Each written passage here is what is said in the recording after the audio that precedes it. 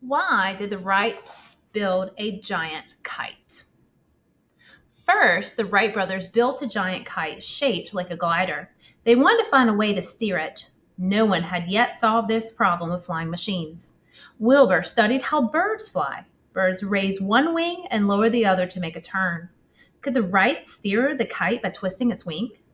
The Wrights ran cords from the kite's wingtip to small sticks that had held in their hand. And when the kite was in the air, they pulled on the right cord. The kite turned to the right. And when they pulled on the left cord, the kite turned to the left. It worked. What happened after that? Next, the Wright brothers built a glider big enough to carry one person. They put it together at their Dayton bicycle shop. It had two wings, one above the other. The glider's wooden body was covered with white cotton cloth. The pilot lay down on the lower wing. His feet rested against the wooden bar. Wires connected the ends of the bar to the wingtips. And by pushing with one foot, the glider turned to the left. By pushing with the other foot, the glider turned to the right. In front of the bottom wing, with a flat panel that the brothers called the elevator, the pilot controlled the elevator with his hands. And by raising or lowering the elevator, the pilot made the glider go up and down.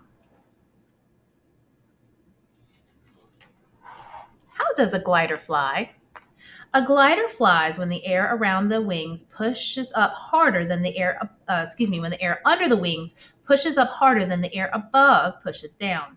The glider's wings are curved on top and flat on the bottom. The shape of a glider's wing is important when the glider is moving. As the glider moves forward, the air flowing above the wing flows faster than the air under the wing. Faster air does not press down as hard as the slower moving air pressing up. To get off the ground, the glider must be moving quite fast. Gliders get up to speed by rolling down a hill or by being towed.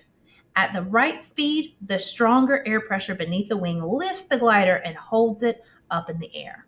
So here's an example of a modern day glider.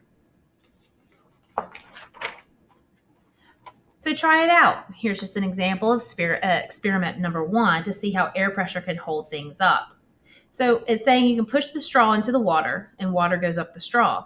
Cover the top of the straw with your fingertip and then raise the straw above the glass. The water stays inside. Why? Air presses in all directions, up, down, and on all sides. Your finger on the straw stops the air from pressing down the water. The air pressure under the water is now stronger than the air pressure above. Air pressure holds up the water, just as air pressure holds up a glider or an airplane. Try it out number 2. Fast-moving air presses less hard than slow-moving air. So let's see. If you use here a piece of paper and you hold one end and just blow below your lower lip and blow gently across the paper, the paper strip rises up. Why? Because the air speeds across the top of the paper faster than the air below the paper. The air under the paper pushes up harder than the fast-moving air above the paper pressing down. Therefore, the paper rises. When did the Wright brothers test their glider? The first test took place in the summer of 1900. The brothers shipped the glider to Kitty Hawk, North Carolina, on Atlantic coast. Kitty Hawk is on a strip of land with big sand hills called dunes. The glider could pick up speed rolling down a dune, and in a case of a crash, the sand would cause less damage. Also, winds blow there all the time. They would help the glider fly. Each day, the brother made at least a dozen flights. The best ones lasted just a few seconds and covered only a few hundred feet. In 1901 and 1902, the brothers built 2 more gliders. They made thousands of test flights, and finally, they were ready to move on. There's their glider. What was the next big step?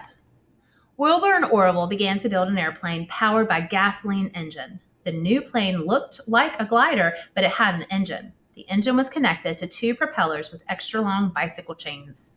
The engine turned the chains and made the propeller turn. The spinning propellers would push the airplane forward, and when the airplane was moving fast enough, it would lift up into the air. The Wright brothers made the wings the same shape as the glider wings, curved on top, flat on the bottom.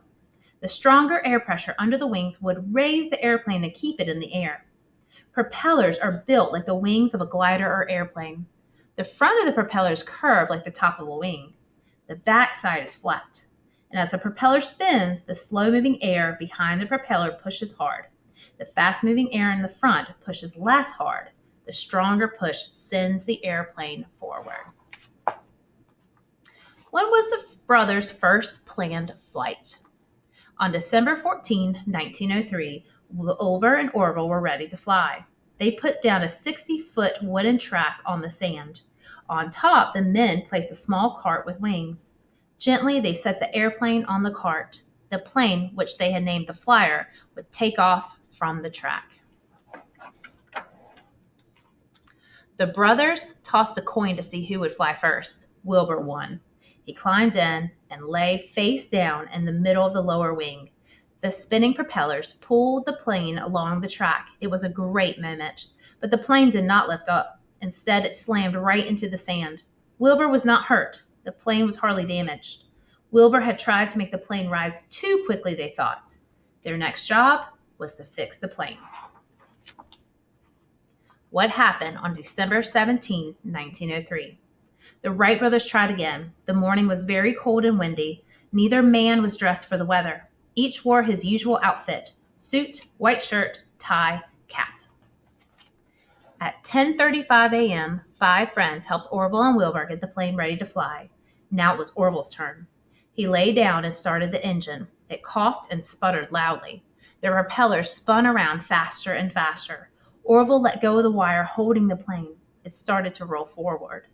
Wilbur walked, then trotted, and finally ran alongside. The Flyer rose up into the air. The machine wobbled and swayed, but Orville got it under control. It flew 120 feet and about half the length of a football field.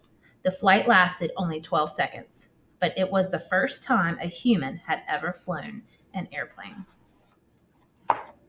Did Orville and Wilbur become famous? At first, very few people knew their names, but the brothers kept working, building better and better airplanes. Within 5 years, their planes could fly for more than an hour. They could travel more than 100 miles. In 1908, Wilbur went to France to show off their latest airplane. Finally, people took notice. Everyone around the world wanted to learn about this remarkable new invention. The brothers opened an airplane factory in Dayton, and soon they were making 2 planes a month. They sold planes in the governments of France, Germany, England, Italy, and the United States. The brothers soon became rich and famous.